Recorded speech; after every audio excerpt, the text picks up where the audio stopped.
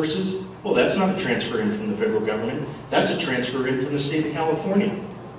The money that they give back to you in tax revenue, that's not your money. That's a transfer back in from the state of California. They take the money from you, they disperse it around, they hand it back to you, tell you you get about 16% that you can spend discretionary yourself, and then tell you that they gave you that money. It's Enron math. In short, to make it real simple, is say you are the county of Lassen, and you generate $100 in tax revenues, property taxes, fuel taxes, things like that. I'm the state of California. I come along, I take your $100, I hand you $60 back, and then tell you you can't afford to live on your own because I just had to give you 60 bucks. That's how they do their math. That's how California says you can't afford to live on your own. So how do we fix these things? Well, we think we have an answer. We restore our representation, and we bring our representation back down to a model that actually represents the people, and the way to do that is by asking for statehood. Now I ask you, does anybody else out here have any other ideas? Anybody? Okay, because here's my thing, is I'm not going to sit back and ride the California horse off the cliff. If you want to sit back and ride that horse off the cliff, you go right ahead. I'm not coming with you, and neither are my kids. So what we want to do is we want to restore a Republican form of government that is two houses representing the people. One that is equal based on geography and one that is based on population. That is what our forefathers intended, it's what's mandated by the Constitution, and that's what we're going to have again. So what we want to do is legal, as Mark will get into the details. It's constitutional. And one of the things that we do want to touch on, because it does concern a lot of people, what about my retirement? What about my money, the things that I've done? We can't change that constitutionally.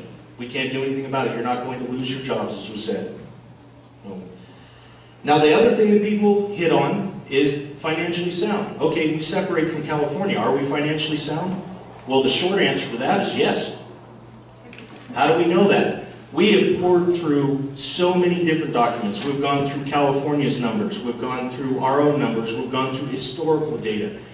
We've gone through the U.S. Bureau of Labor and Statistics, the U.S. Census, Department of Agriculture, Department of Interior, California Statistical Abstract, the CAFR report. I could go on and on and on. And here's the picture that we have. Number one, since 1994, we've lost 28% of our economy. We are at 28% of our economy that we were 20 years ago. We have lost 72% of our economy. Number two thing that we found out, day one, right out of the box, we can afford to support ourselves and run an aggregate. Because California does take more than they get back from us. If California is giving us so much money, why are they so hell-bent all the time trying to figure out more ways to take it away from us? So knowing that we are at 28% of the economy, knowing that we can start right out of the box, yes, Jefferson can support itself. Because in medical terms, our economy, through overregulation of California and California's failure to stand up to the federal government in our defense, we have been turned into quadriplegics economically. We have no arms, we have no legs. But day one, we can start to restore that, we can start to fix that. And everybody needs to understand, you don't just vote, this doesn't just happen and you wake up in Jefferson the next morning. This will be a process, so it's not just bang, there it is. But once we are going, we know that we can support ourselves, and that's at 28% of what we used to be. We know we can at least be 72% better than we are now. We can get up on our own legs, we can learn to walk again, we can run, we can have a future, we can have a future for my children. Anybody that grew up here remembers what it was like when there was revenues, when there was use of our resources, and we can do that responsibly. We can restore our mines, we can restore our timber industry. It can be done. Now the other people that say it's just too hard. Okay, like I said, you want to ride the California horse off the cliff? You go home and be the comfortable coward. You spend the rest of your life looking in the mirror, knowing that you had a chance to grab hold of liberty and hold fast, and you wouldn't take it. You look at your children as they fail and their future evaporates, and know you had that chance, but you thought it was too hard. So go ahead, tell me it's too hard, but know what you are when you say it. And as for it can't be done, well, we heard that a year ago, and look at where we are. Hundreds of thousands of supporters on Facebook, the youth energized, we have 6 counties on board already, and we have served the state of California notice on the first 2 counties to withdraw. Hear, hear.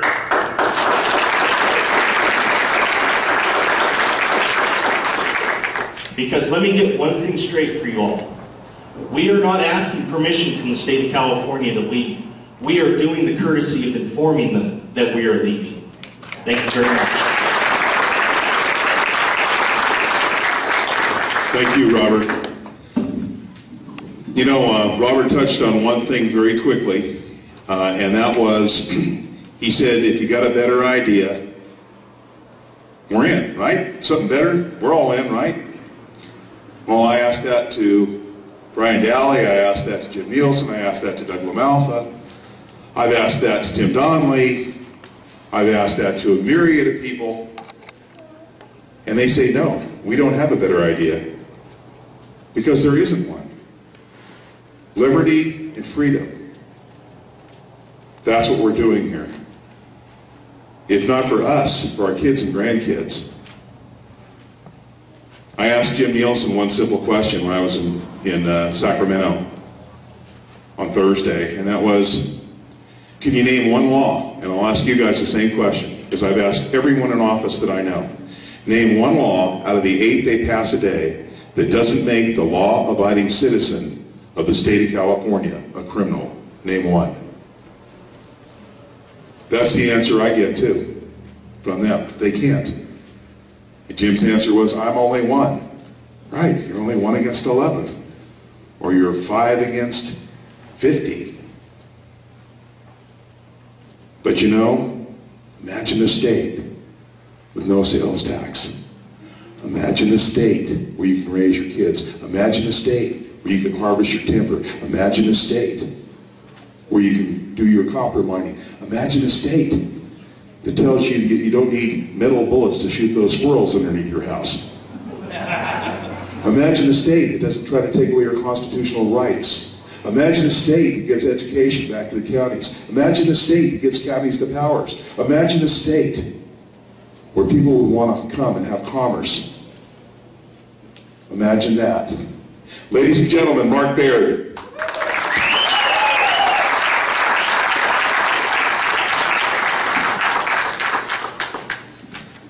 Thanks very much for having me here.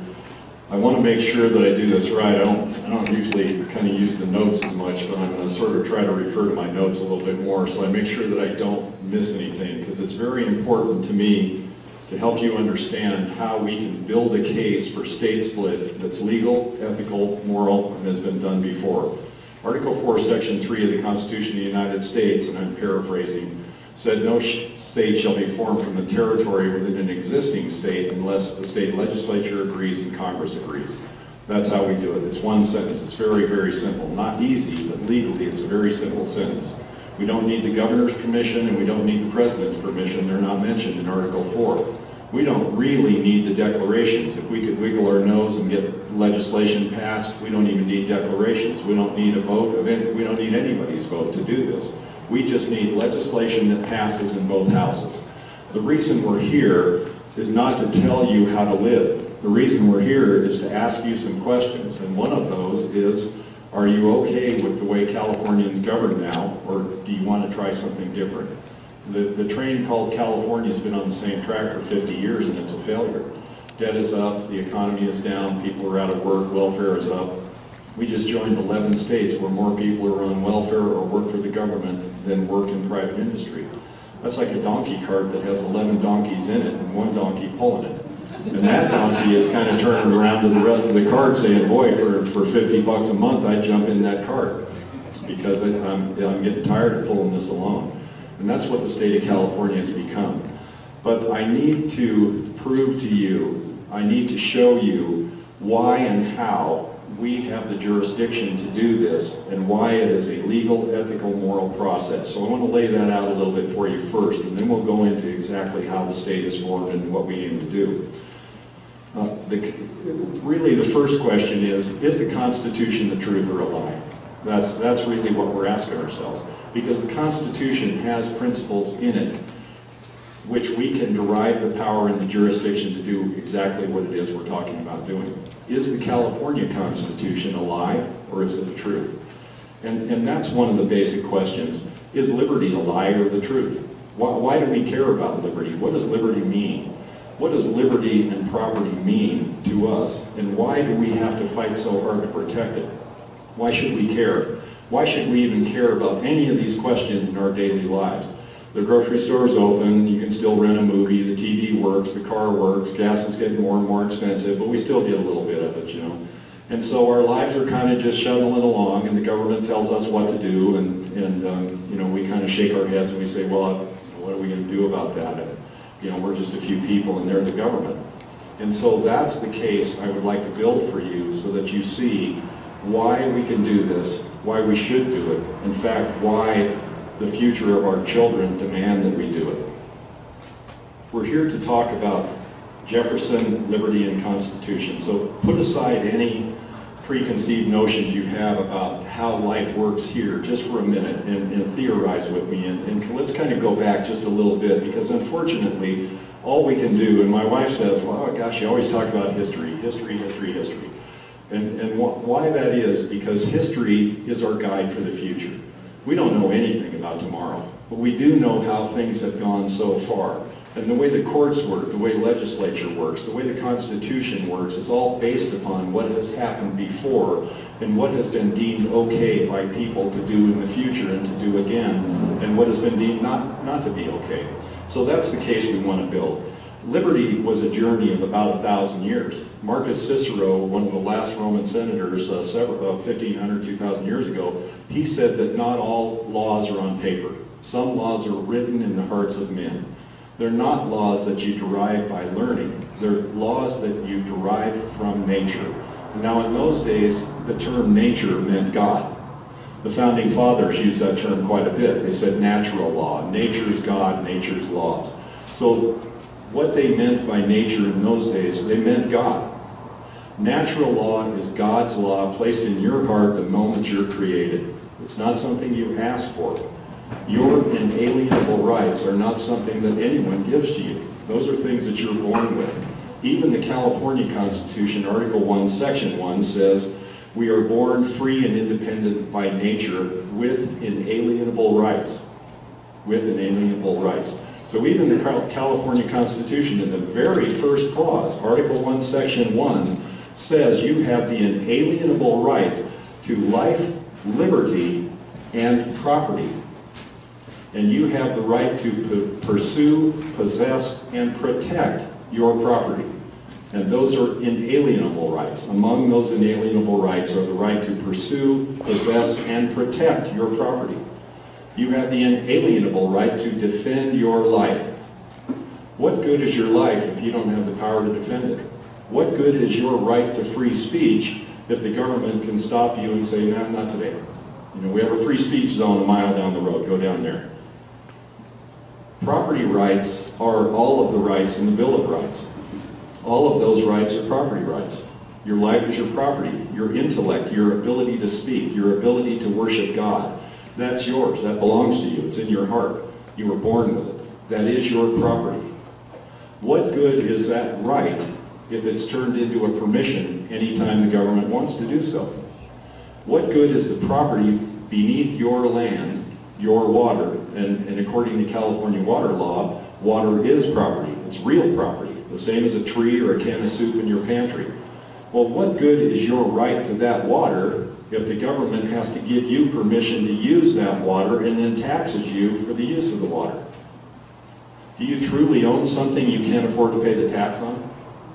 Do you truly own your life if you're not allowed to pack a gun unloaded in public, and you're not allowed to have the gun in your house, and you can't carry the gun, and you can't use the gun, and you can't have bullets for the gun? What good is your life if someone can walk up to you and take it anytime they want? So liberty and property are intertwined. And in fact, Benjamin Franklin said, Samuel Adams said that unless property is secure, liberty cannot exist. Unless property is secure, liberty cannot exist. So liberty is very much intertwined with property. Now, what is liberty? Really, what is liberty? Liberty is freedom, isn't it? No. We don't have freedom here. We don't have that. Freedom is the power to kill, the power to drive down the road at 500 miles an hour, basically the power to lie, the power to do whatever you want. That's freedom. And we gave up certain freedoms willingly, knowingly.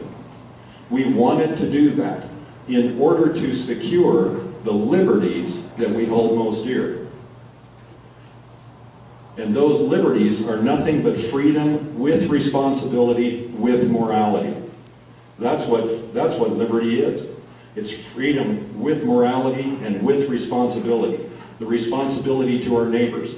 What are those things? Thou shalt not kill, thou shalt not steal. Those are laws codified, right? Where do those laws come from? They come from the Bible. Our Judeo-Christian tradition built this country. That is the fact. I can prove it 1,000 times in one day. We know the founding fathers. We have every speech they ever wrote. We have their letters. We have their books. We know where their houses were. We've dug through their houses. We've looked at all of their artifacts. We know what they thought. We know what they said. We know how they acted.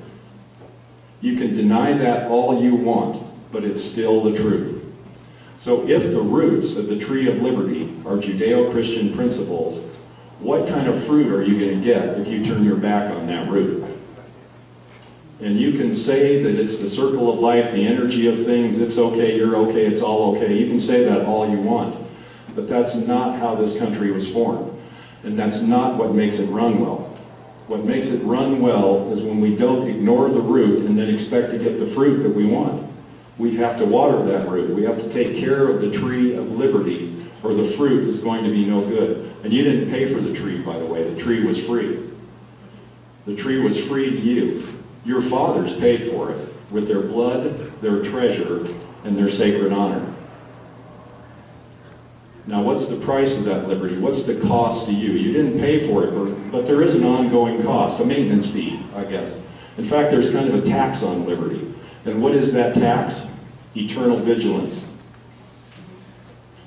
So now, why are we here if all that stuff is true? If everything I said is true, why are we standing here today moaning and groaning about the government of California and how we want to change that into a different government? Because we allowed it. The reason we're here is our own fault. If you want to know, go look in the mirror and you can see who's at fault for this. I do it every day. I say, how did I allow this to happen on my watch? Because that's what I did. That's why I'm here. I'm here because I owe my children. I don't want a job. I don't want money. I don't want a position. I don't want to be governor. I don't want any of that stuff. I want to secure liberty for my posterity, as my fathers did for me. That's why I'm standing here today. I don't want anything but that, and I will spend the rest of my life to fulfill that goal, and that goal is the state of Jefferson. And I'll tell you why it is. We can't go to the federal government and say, y'all don't behave right. You know, they'd laugh just like we're laughing at ourselves right now. We can't even go to Sacramento and say, y'all aren't behaving right, because they laugh at us. And they laugh at us because we are irrelevant. Your vote is irrelevant. You are irrelevant. You're irrelevant because you have no representation in Sacramento, as we did from 1925 to 1964 when we had the federal model of government. We had a senator. Lassen County could go to their senator and say, hey, we need to fix this, and he'd go try. And whether he succeeded or not, you had representation for yourselves to meet your needs. And you don't have that now, because Chief Justice Earl Warren made up a principle called one man, one vote. He made it up. One man, one vote is not found in English common law. It's not found in colonial law. It's not found in the Constitution of the United States anywhere. It's not found anywhere. In the Constitution of the United States, we have representative government, and we have representative government by the federal model. We have a senator, 2 senators for each state, no matter how small, no matter how big. We have 2 senators for each state, no matter how populous, no matter how sparsely populated. And then we have a House of the People that's elected by one man, one vote, the Connecticut Compromise, or the Great Compromise. And as many as 30-plus state legislatures were run exactly the same way from the inception of this country until 1964, California included. So Chief Justice Earl Warren in 1964, he came up with something. He used the living document argument of the Constitution. The Constitution is a living document. The founders were old, we're new, we know more than they do. William Howard Taft, who was President of the United States and also a Chief Justice of the Supreme Court, addressed that very thing. He said the Constitution is cast in concrete, and do you know why? Because it's written in words. And you can look every one of them up in the dictionary. One of the Shasta County supervisors said that when they voted, in fact, they didn't vote no on Jefferson, by the way. They voted not to listen to the discussion. And they voted that it would have to be brought up by a majority of the board members if anyone wanted them to try to get to listen later. And the reason that one of them said that was because the Constitution is vague and unenforceable. Well, I'd like to address that just for a second. What part of the Constitution is vague? The part where it says the president serves for 4 years before he's elected for another term? The part where it says we have two houses, Senate, House of Representatives, Senate serves for so many years, House serves for so many years? The part where it says we have courts? Are those the parts that are vague and unenforceable? No. He was referring to the Bill of Rights. To him, that's the part that's vague and unenforceable. The part where your inalienable rights placed in your heart by God Almighty can't be enforced because you lack the representation to do that. But he is making a false assumption. We don't have constitutional rights. We never did. We have inalienable rights that are codified and guaranteed in the Constitution that the government is never to invade that area of our lives, never ever. And we also have that in the California Constitution. So once again, if that's true, why are we here? Because we allowed it. And that's what the state of Jefferson represents. It represents a chance to change that dynamic and place this government back where it belongs, which is in service of the people. So now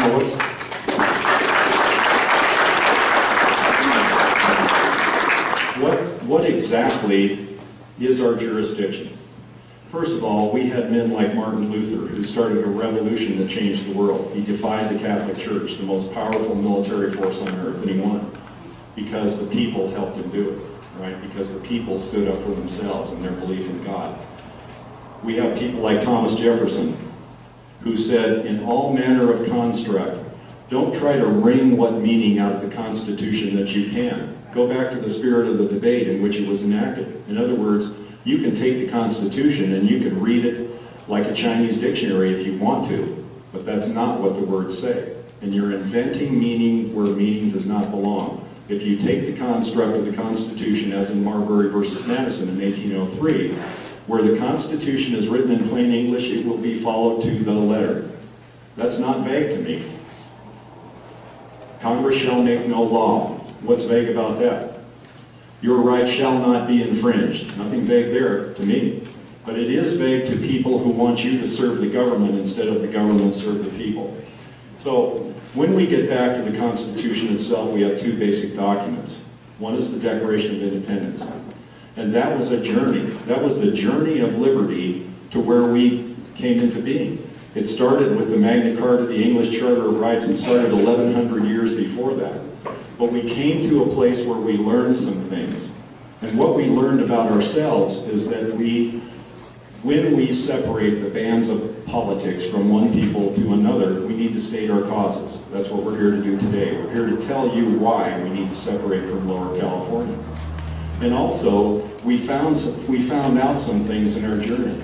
One, that we were endowed by our Creator. Endowed. We inherited. It was placed in our hearts with certain inalienable rights. Among those, life, liberty, and the pursuit of happiness. And to secure this liberty, governments are instituted among men.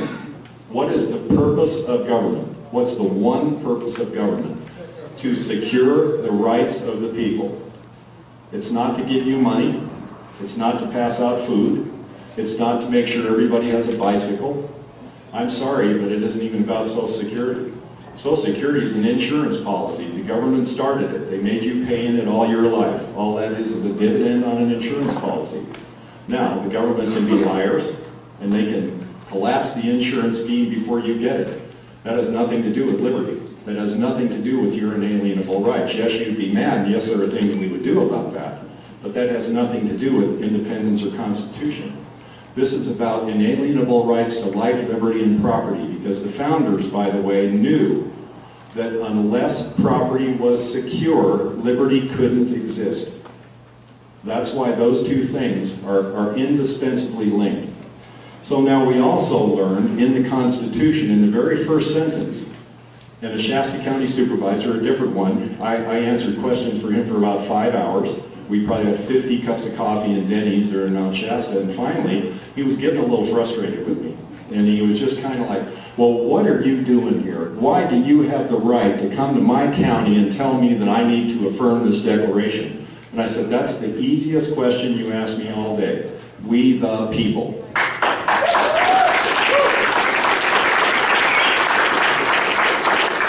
And here's where it gets better. We the people, in order to form a more perfect union. Think about that for a second. In order to form a more perfect union. Hey, what does that mean? It means we had a union before. We had the Articles of Confederation before, and they didn't work. They did not serve the people. So what did the people do? Because remember, folks, people came before government. People showed up to this country before government. We created government. Government didn't create us. Government wasn't instituted so that the new people that came to the new world would have lots of laws and rules. The people came first based on their need for religious expression and religious freedom, and just plain freedom from tyranny, by the way. And they came to these shores and they knew that they couldn't be free because freedom doesn't work, it's anarchy. They needed a nation of laws. And so they traded some of those freedoms to secure the liberty they held most dear, the liberty to worship, the right to free speech, the rights to property. We the people, in order to form a more perfect union. So once we won the war with the British, we formed the Articles of Confederation, and they didn't work. It was very clear to everybody. So the people in each one of the states of the United States, and by the way, we had 10 presidents before George Washington. The people abolished the Articles of Confederation, and they formed a more perfect union, the Constitution of the United States. California's Constitution, Article 2, Section 1 says, all just power is derived from the people, and when a form of government fails to serve the people, they have the right to alter that form of government into one more suitable to their needs. And I'm paraphrasing because I'm old and have no memory, but that's essentially what it says. The people have the power to alter their form of government. The people in the Constitution abolished a form of government outright, and they formed a government that more suited their needs. And why did they form that government? In order to secure liberty for their posterity. We do endow this Constitution to secure liberty for their posterity. That's why they formed the Constitution. So here we are today. Now, in the Constitution, there are several articles that give us the jurisdiction to form the state of Jefferson. The most important one was Article 4, Section 3, which I already told you about. The second most important one is Article 4, Section 4.